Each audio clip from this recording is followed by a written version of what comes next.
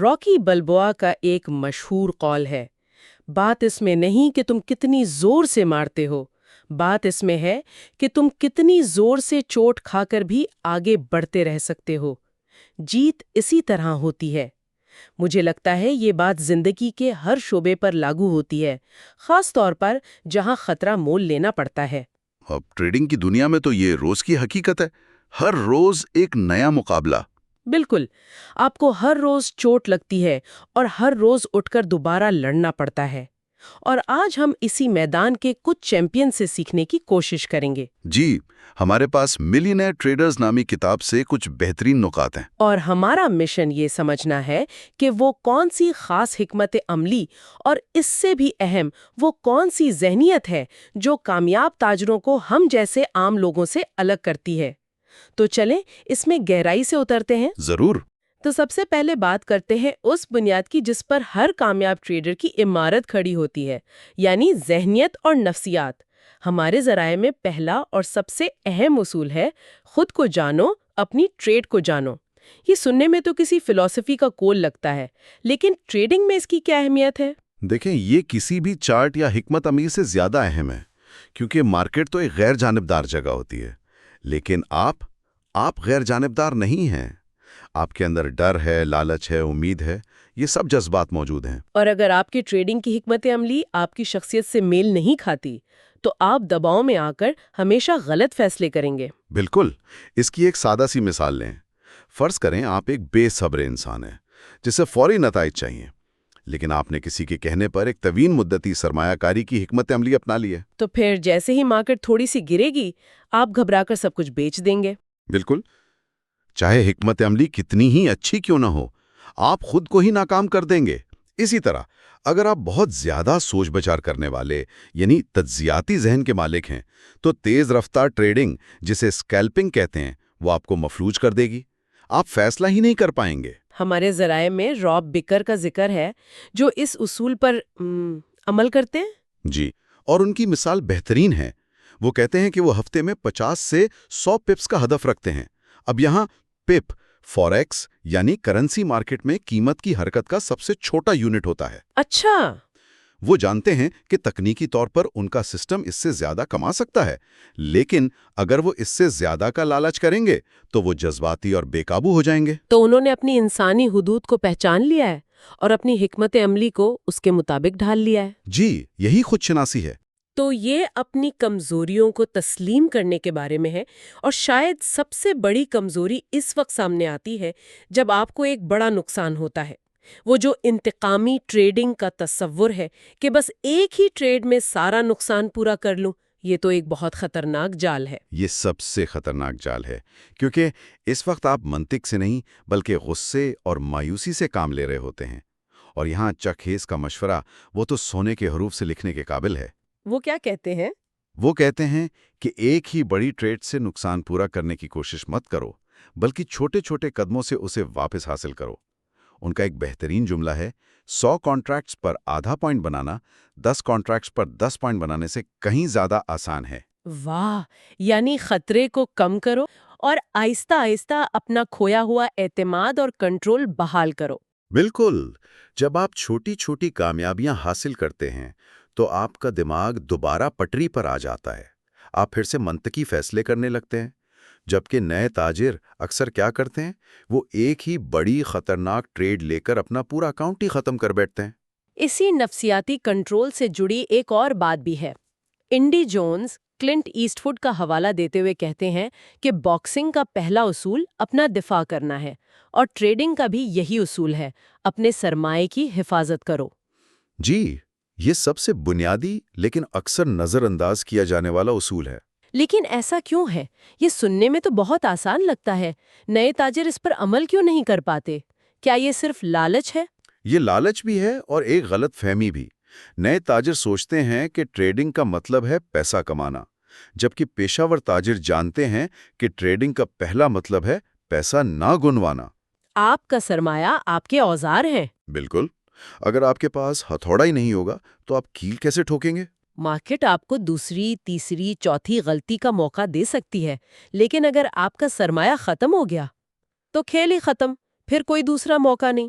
تو ایک بار جب کوئی ٹریڈر اپنی نفسیات پر قابو پا لیتا ہے اور اپنے سرمائے کی حفاظت کرنا سیکھ جاتا ہے تو اگلا قدم صحیح حکمت عملی کا انتخاب ہے۔ اور کتاب میں ایک ایسی حکمت عملی ہے جو مجھے بہت دلچسپ لگی کیونکہ یہ بظاہر عام فہم کے بالکل خلاف ہے۔ اچھا، کون سی؟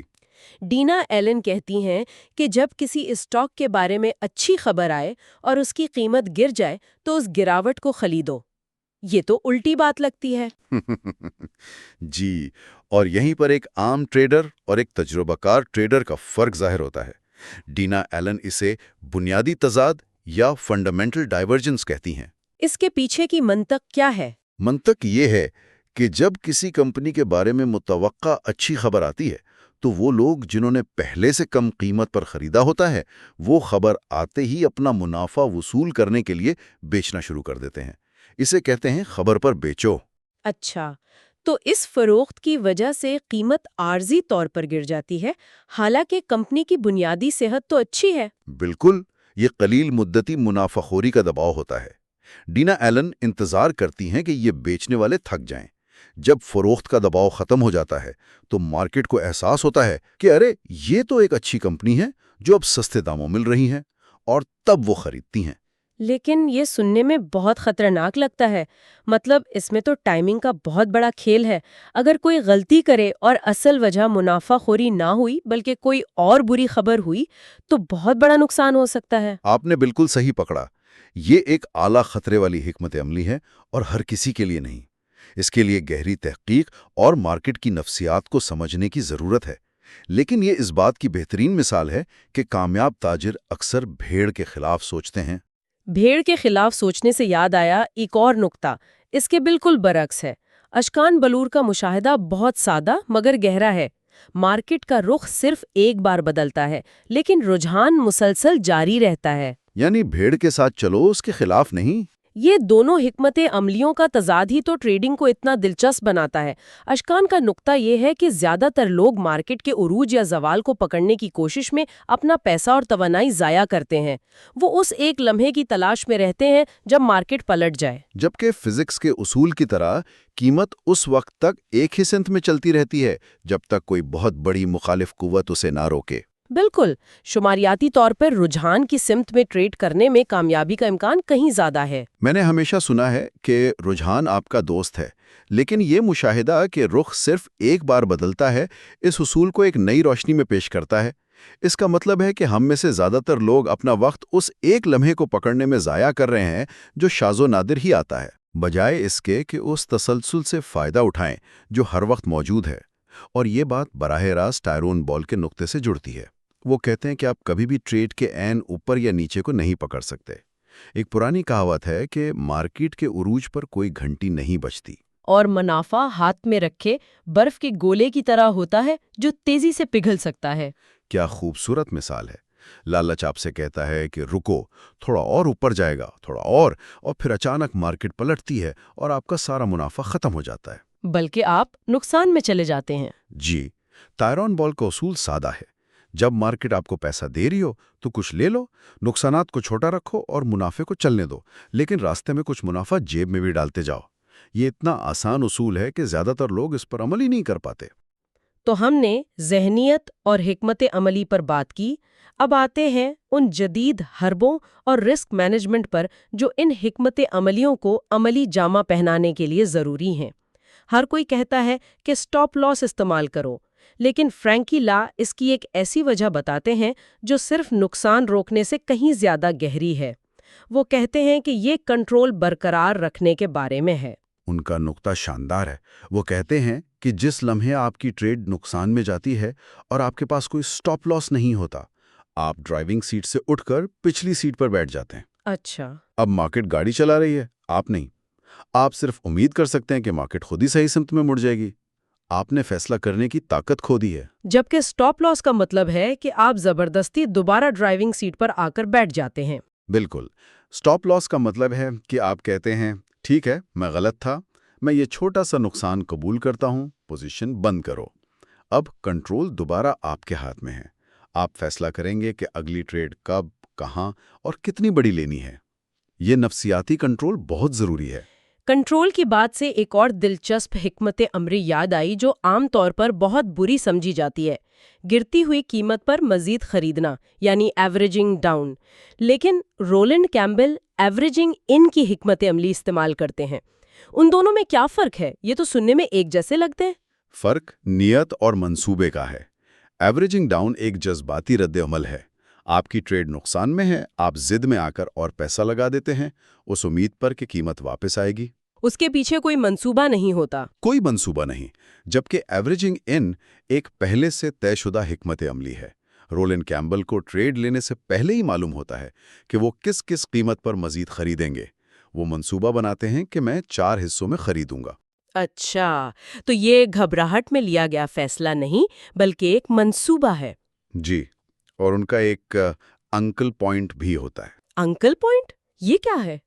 یعنی ایک ایسی قیمت جس پر اگر مارکیٹ پہنچ گئی تو وہ اپنی ضد چھوڑ کر نقصان تسلیم کر کے پوزیشن بند کر دیں گے۔ ایوریجنگ ڈاؤن ایک جذباتی رد عمل ہے، جبکہ رولنڈ کا طریقہ ایک منصوبہ بند حکمت عملی ہے جو ان کی شخصیت کے مطابق بنائی گئی ہے۔ اور اب منافع کو بڑھانے کے ایک شاندار طریقے پر بات کرتے ہیں۔ پال ویلٹ دکھاتے ہیں کہ کس طرح پوزیشن کا آخری چھوٹا حصہ آپ کے کل منافع میں غیر متناسب طور پر بڑا حصہ ڈال سکتا ہے۔ یہ ایک بہت طاقتور تصور ہے۔ فرض کریں آپ نے 20 کانٹریکٹس خریدے۔ آپ کا منصوبہ ہے کہ ہر ایک پوائنٹ کے منافع پر آپ کچھ کانٹریکٹس بیچتے جائیں گے۔ جیسے +1 پوائنٹ پر آپ نے 5 کانٹریکٹس بیچے اور اپنا سٹاپ لاس خرید کے قیمت پر لے آئے۔